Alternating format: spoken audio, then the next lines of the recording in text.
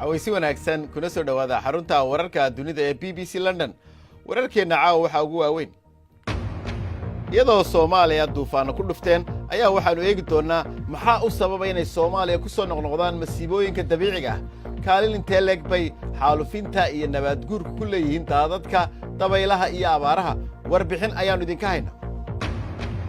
madaxweyne Trump ayaa shaki geliyay in isaga iyo hogaamiyaha Kuuriyada Waqooyi Kim Jong Un ay ku kulmi doonaan shir madaxeedkii loo ballansanaa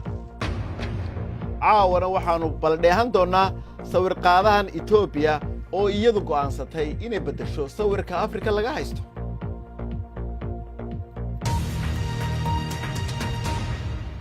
Qaramada Midoobay waxay mar kale ka digaysaa dabaylo xoog leh oo ku soo wajahan deegaano gobolka bari ee Puntland oo la sheegay inay ka dhici karaan 24 saacadood ee soo socda dawladda Soomaaliya ayaa arrimahan u sababeynaysa isbeddelka cimilada adduunka waxayna ku tilmaantay inay ka mid tahay waxyaabaha sababa inay dadku ka barakacaan deegaamadooda ra'iisul wasaare ku-xigeenka Soomaaliya Mahdi Maxamed Guuleed ayaa sheegay inay ka shaqeynayaan tallaabooyin wax lagaga qabanayo isbeddelka cimilada ka hortagga isbeddelka cimilada waa in laga shaqeeyo sidii loogu adkaysan lahaa iyo barnaamijyo horumar u ah gaar ahaan nawaaxiga webiyada xilliyada dhowna waxaan isku dayaynaa inaan si degdeg ah uga jawaabno saamaynta isbeddelka cimilada dhowaanahan waxaa laga hadlayaa qaxootiga isbeddelka cimilada waana dhab ahaantii midda aan arkayno in cimiladu sababeen barakaca dadka marka laga yimaado isbeddelka cimilada guud ee dunida iyo isbeddelka xilliga iyo xajmiga roobabka maxaa saameyn ah ee Soomaalidu ku yeelatay arrimaha deegaanku isbeddelka ugu weyn ee dadku ku leeyihiin deegaanku waa xaalufinta dhirta iyadoo in ka badan 8 milyan oo geed la jaray 7 sanadood ee ugu dambeeyay sidoo kale dhulka Soomaalida oo kamid ah meelaha ugu xoolaha badan dunida waxa ka jira daaqsin dhaafsiisan xadkii loo baahnaa taasi oo dhirtu aan u saamixin inay dib u soo baxaan labada arrimood iyo kuwa kaleba waxa ay sababeen nabaad guur baahsan oo dhulka ka dhigay mid u nugul daadadka iyo dabaylaha haddaba Dr. Maxamuud Xaaji Cilmi oo ku takhasusay arrimaha deegaanka ayaa weydiiyay waxa keenaya roobabkan waaweyn iyo daadadkan iyo kaalinta ay bi'adu ku leedahay marka u horeyso roobabka Soomaaliya waxay u da'an si aan ahayn si mataqaanaa regular ah irregular ay u da'an waxaana dhacday in irregular ka soko waxa daran roobabku waxay u da'an si xoog leh ay u da'an oo maaragtay waxaan helaynaa the annual rainfall ki aan heli lahayn ayaan waxaan ku helaynaa 15 maalmood gudahooda dabadeedna waxaad arki kartaa xajmiga iyo carrada ay soo hoolayso iyo waxa dhibaatada ay dhulka u geysanayso waxaa marka la rabaa dhulka in geeda lagu abuuro waa number 1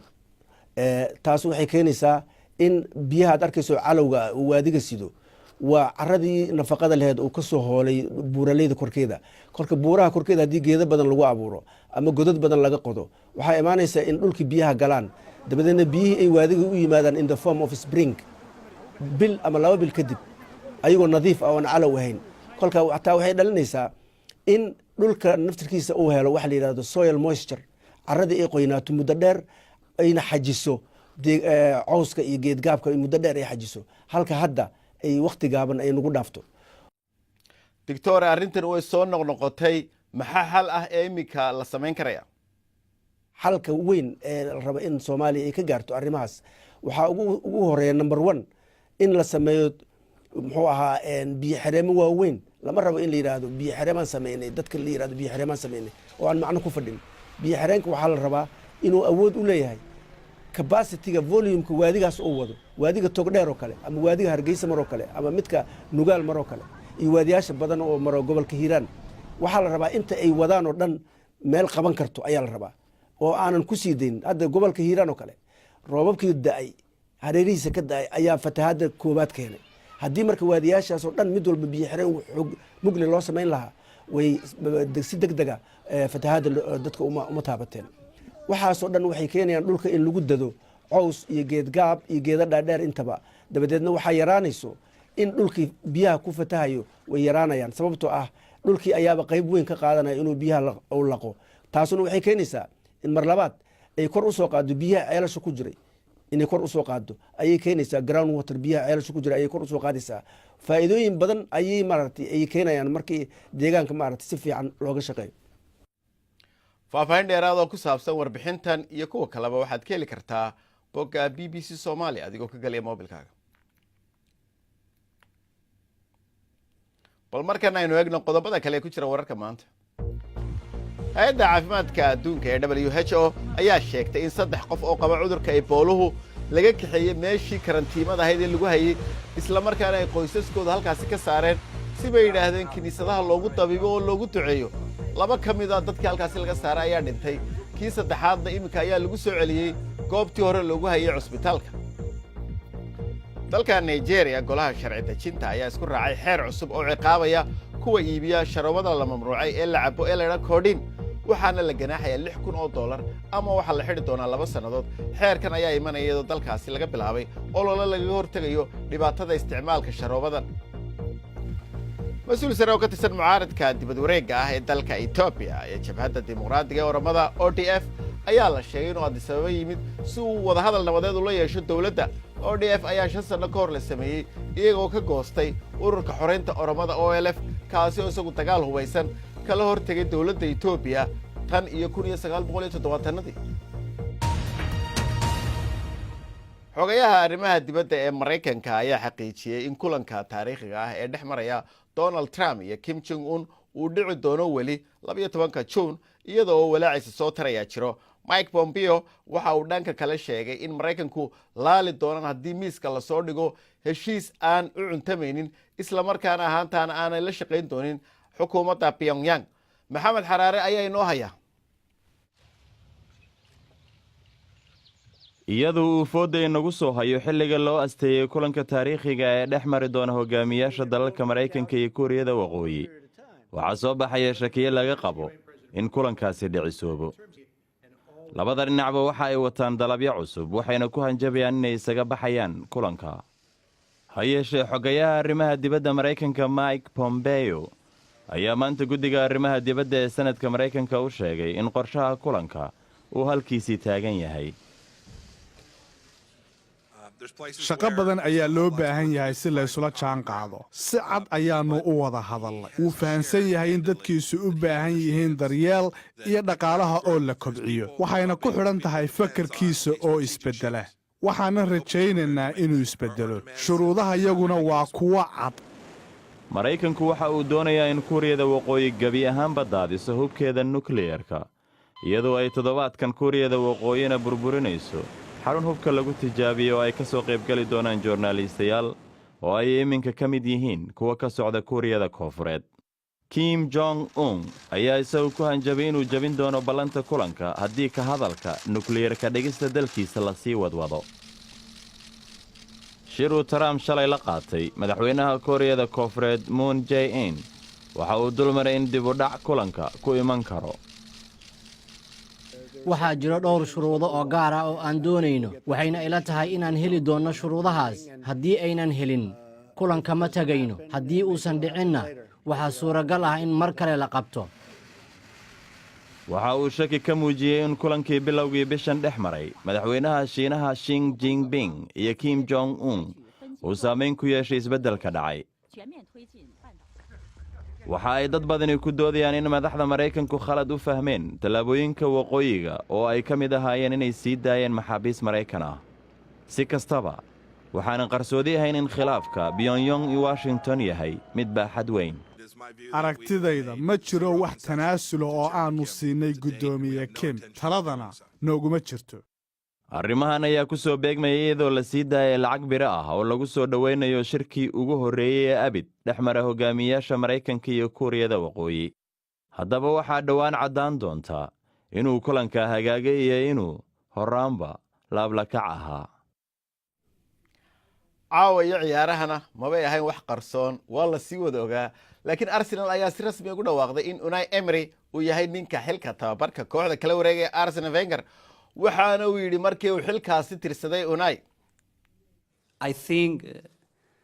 very good feeling. waxaan aad ugu rajo weynahay inaan wada shaqayn doono We'll work together, si aan kooxda Arsenal ugu abuurno jawi mustaqbal oo aad u wanaagsan. grow up, create a new present. waana uu ku mahadsan yahay Arsene Wenger dhaxalka uu inooga tagay. Thank you, Arsene Wenger, for your letter. weli wararka Arsenal baynu caawa qaada dhiganay. Rwanda ayaa noqotay dalka xagga dalxiiska kula bahoobay naadiga kubadda cagta ee Arsenal. heshiis bay la socday 3 sanadood ah oo labada dhinac oo ay ka mid tahay inay labisan doonaan ciyaartooyga Arsenal loogada booqor Rwanda ay ku taalo waa gacmaha garabada ku xidhanayaan. dalxiiska oo kaliyoon maahe waxa kale oo la iska kaashanaya xagga kubadda iyadoo kooxdu tagi doonta Rwanda isla markaana tababaro siin doonta xagga kubadda lagu horumarinayo kooxaha kala duwan ee dalkaasi.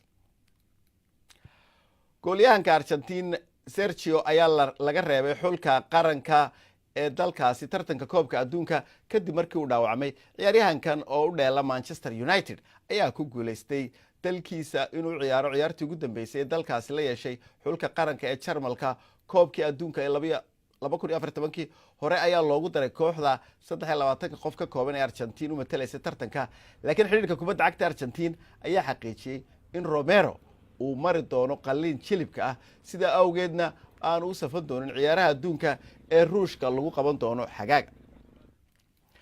bal markana aynu dheehano gabadh sawir qaada oo dalka Ethiopia u dhalatay waa Marta Tadesse oo caan ka ah barta Instagram-ka ee baraha bulshada kamid ah oo ku soo bandhigta sawirro ay ka qaaday dadkeeda si ay u tusto dunida inteeda kale quruxda Afrika gaar ahaan dalkeeda iyo dadkeeda Ethiopia.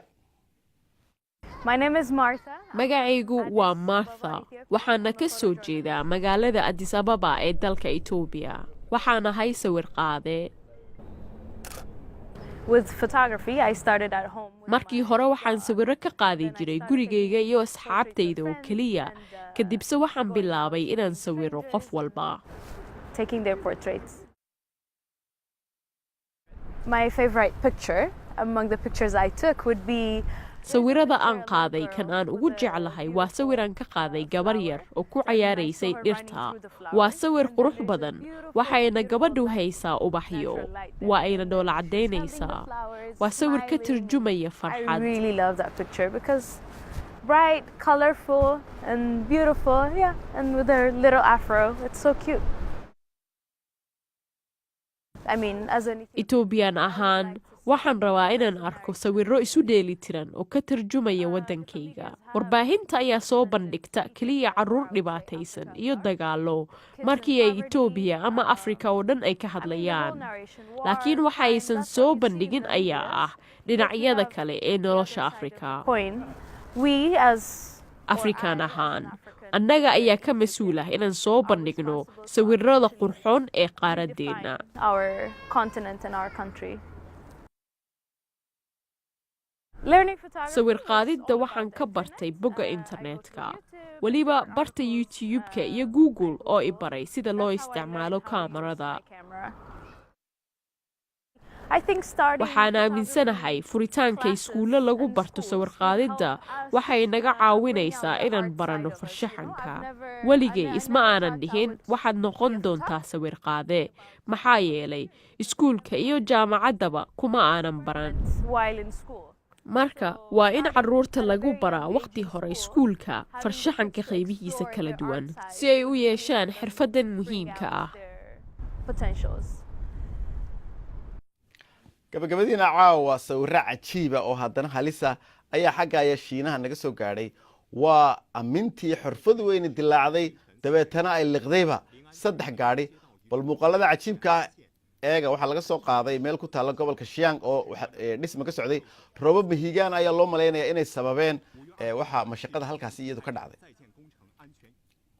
wararkan iyo kuwii ugu dambeeyayba waxaad kala socon kartaa oo aad ka helaysaa bogga bbcsomali.com.